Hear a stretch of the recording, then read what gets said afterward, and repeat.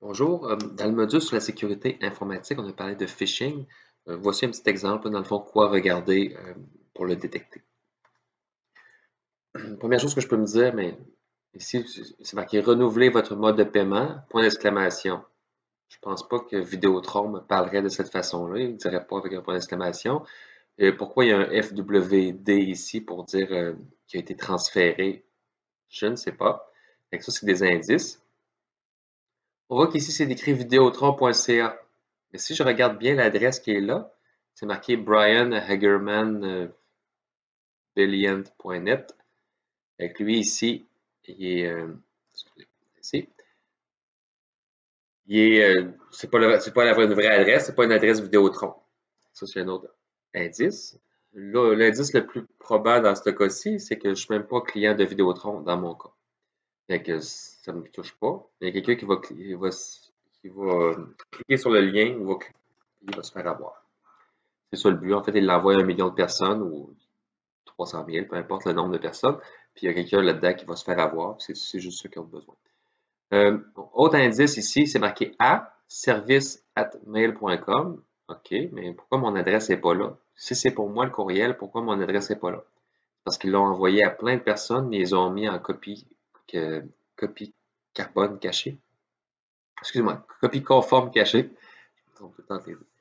Ici. Ça. Fait que là, ici, chaque client, OK. Déjà là, probablement qu'il ne l'écrirait pas comme ça, Vidéotron. Ici. Le système reconnaît que vous n'avez pas encore mis à jour votre mode de paiement, blablabla. J'arrive ici, c'est marqué moncompte.videotron.com/compte, ce qui a l'air d'être une bonne adresse. Mais quand je clique dessus, ouf, j'arrive ici. Oh, c'est vraiment la page de Vidéotron. Mais non, il faut regarder en haut ici. electricbikesguildford.com. C'est un site WordPress en plus qui a été fait rapidement. C'est non sécurisé. Je ne mettrai pas mes informations ici. Leur but, c'est que je mette mes informations ici, je le soumette, je fais connexion.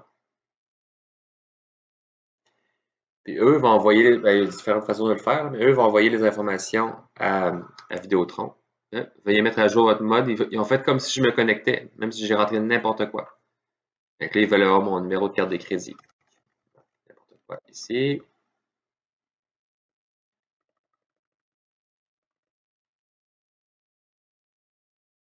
Après ça, ils m'envoient au site de Vidéotron.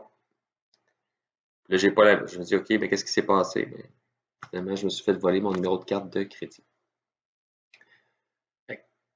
Ça ici, normalement, il ne faut même pas cliquer sur le lien parce que là, ça vient de confirmer à la personne qui fait du phishing que mon adresse existe, même si probablement qu'elle le savait déjà. Donc, clique pas sur les liens. Peut-être qu'il pourrait y avoir d'autres attaques ici. Cliquez pas dessus. Plusieurs indices qui nous disaient que ce n'était pas un courriel de Vidéotron. Le plus important, c'est de où ça vient. Si vous voyez que ce n'est pas vidéotron.ca, l'adresse, il y a un problème. Puis les liens sur la page, vous pouvez faire aussi copier l'adresse du lien. Je m'en vais la mettre, pas obligé de la mettre dans Word ou je sais pas trop quoi. Là, Terre Cosmos README PHP. Bon, ça n'a pas rapport à Vidéotron. Ça ici. Sur le téléphone mobile, c'est plus difficile à détecter. Il faut être faire attention. J'ai mis un exemple ici. On voit que c'est marqué vidéotron.ca, mais on ne voit pas qui l'a envoyé réellement. Sur le téléphone mobile, parce que du moins sur mon téléphone Apple, il faut que je clique sur vidéotron.ca, puis ça va donner ça ici. Puis là, je vais pouvoir voir c'est qui l'a envoyé. Ici. Pour le lien, ici, je clique et je tiens. Je touche et je tiens. Et après ça, je vois que c'est marqué Terre Cosmos. Puis là, je vois que c'est pas Vidéotron. Là, ce qu'on fait dans des cas comme ça, ce qu'on va faire, c'est, comme je vous dis, on ne clique pas sur les liens. On va le supprimer, mais avant de le supprimer, on va faire courriel indésirable. Parce que moi, c'est dans Outlook, c'est comme ça. Je peux dire signaler un hameçonnage. Je ne sais pas ce qu'ils font avec ça, mais peut-être que ça peut aider à limiter les problèmes futurs. Si vous n'avez pas cette option-là, c'est pas grave. Report.